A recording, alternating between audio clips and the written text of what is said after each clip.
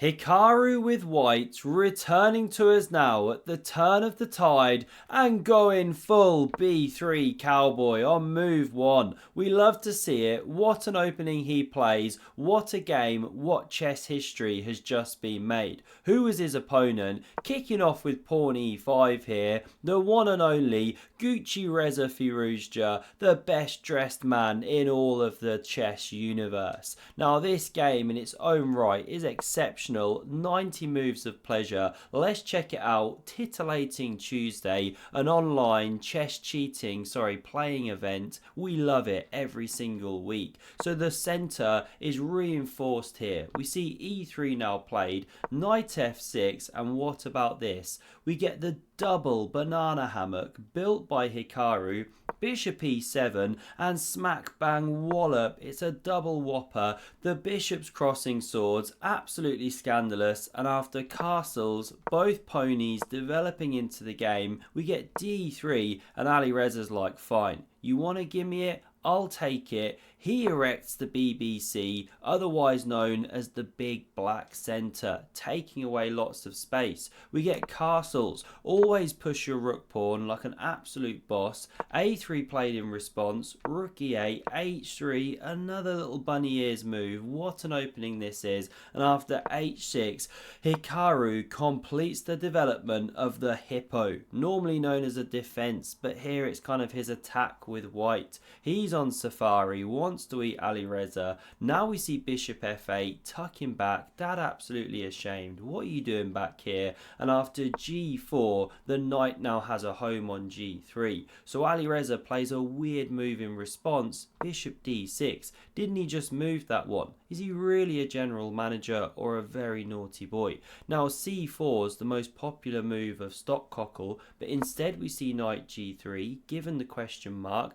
This knight rotates to cover f5, and after this e4 move, Hikaru, trying to soften up Alireza's BBC, he just says no. Reinforces it with the juicer, absolutely rock solid, and that's why Hikaru fights back now with d4, setting up one of these rarely seen sights in chess, the pawn cube, aka the pube. Most grandmasters freak when they see it on the board. That's why Alireza immediately shaves a quarter of it off. We get bishop recaptures, now knight g6, looking at the newly created dark squared weaknesses, and here we see takes on d5. For some reason though, Alireza doesn't take with the knight.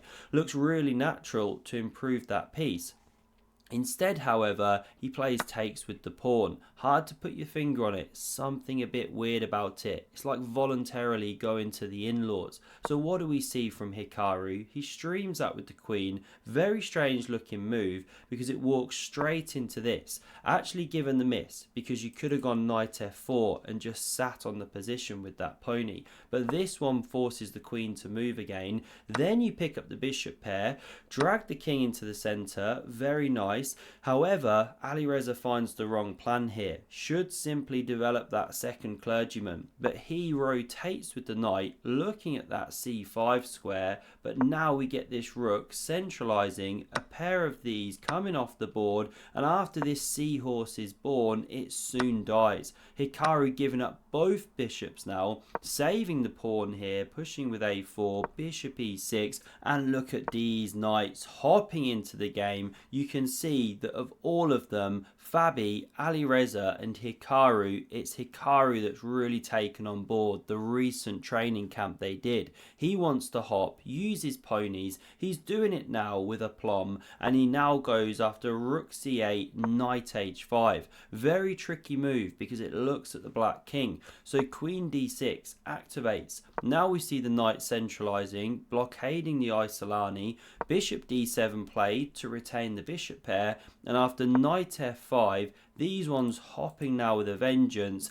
Alireza decides it's time to chop one off. You know, if g6, well, there's checks that can come. You're not actually losing a piece. So instead we see takes. Queen recaptures. Hands up if you're blundering your rook. Not Alireza. He saves it. The pawn could be pushing. So what do we see from Hikaru? Absolutely quality response.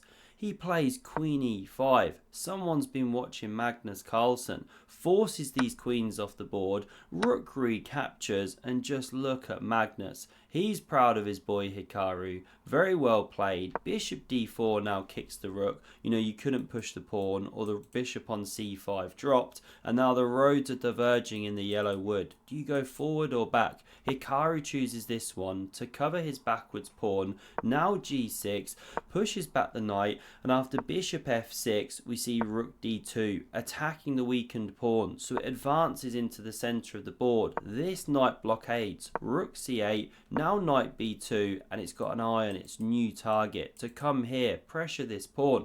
Rook c5, a little bit of tickle, the rook retreats, this one takes the open file, and we're going to keep these moves moving here. What a great sentence. Long game, 90 moves, but the point is, Hikaru's got the good knight versus bad bishop. It's staring at its own pawn, and in blitz, this one is devilishly tricky. However, Alireza, he's a fighter. Watch how he drums up some play. This one not most accurate, by the way. Bishop e7 best, but they're scrambling on seconds. Hikaru now gets knight d6. This is why that move was best, and he threatens this massive fork here, of course. So rook c6 played, escaping the fork attack and defending this bishop here, as well as hitting the knight. So that's why we now get knight c4, and it's a horrible position to defend. Two pawns attacked, rook e8 on the way, so the king covers that square, king f3, and now what if you just wait with the bishop? You know, the king marches here, lets in the rook. What if you just do this? Well, then this white king wanders in, and where does this rook actually go?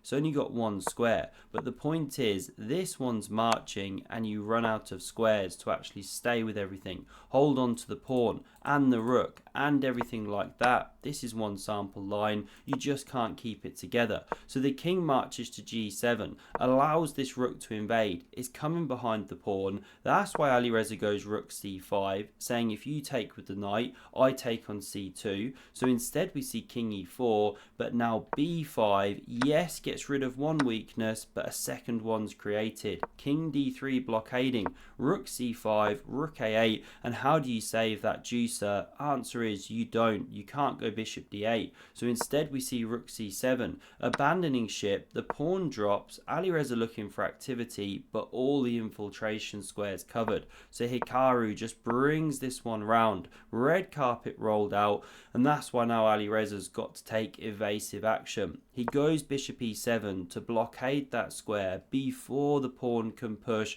but he drops this one. Hikaru 2 to the good. What a master of the endgame he's become.